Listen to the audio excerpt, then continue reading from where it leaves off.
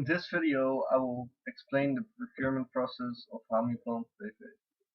I did a process analysis on this company, and first I would like to give you a small introduction on this company and what it does. This is a plant export company which exports mainly to Europe and Russia. It has about 150 employees, and the procurement process mainly goes via growers. These are located locally, and the Netherlands have a lot of growers, so it is easy to get the inputs and the products needed for the distribution to the final client. In this company, there is an integrated database in between the departments. So all the departments use the same database for collecting and entering information. The specific information requirements are in the database and only have to be filled in or created by certain departments and processes, or this information could be used. Once the products enter the hall for distribution, these will be scanned by the intake, and barcodes/client numbers will be assigned at the intake. There's a strong connection with the quality control and procurement department, because if the products that enter the hall don't meet the quality expectations, they will be sent back to the growers. This is the flowchart of the Hamiplant BV procurement process. First, it starts with the inventory. The inventory enters the items that are available in stock. They do so by scanning the barcodes of the products that have entered the hall earlier, so the products that are already in the hall will be entered into the system.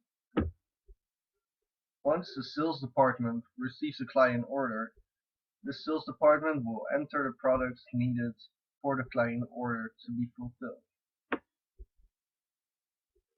These requirements will go through to the procurement department, who will check the requirements and will look if they're available in the inventory.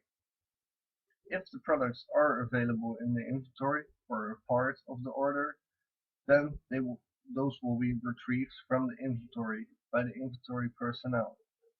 Once this inventory is retrieved, they can go directly to the internal client, because they have already been through the quality control and have been entered into the system earlier. If the products are not available in the inventory, the procurement will contact the supplier to order the required products. Will the product be available on time? If not, they will contact another supplier, which will be able to supply the products in time. If the product is available on time, does it meet the quality requirements? If not, the process will start again from procurement, calling the suppliers to see if they can supply a product that is both on time and meets the quality requirements. Once those two criteria have been met, and the quality control has checked the quality of the products will be entered into the system once they are within the hall, so they can be distributed to the internal clients. Here the information requirements for Hamiplant are shown. Mainly, the information requirements for the product will be made once the client orders and the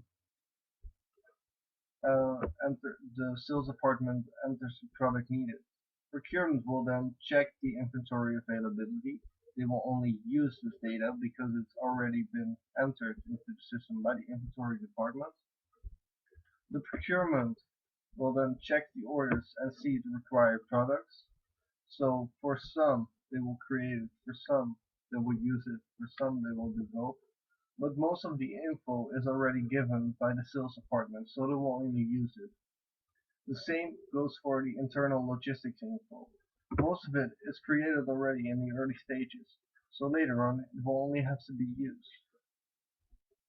The mutations on the products can be used or created throughout all the different processes in the company.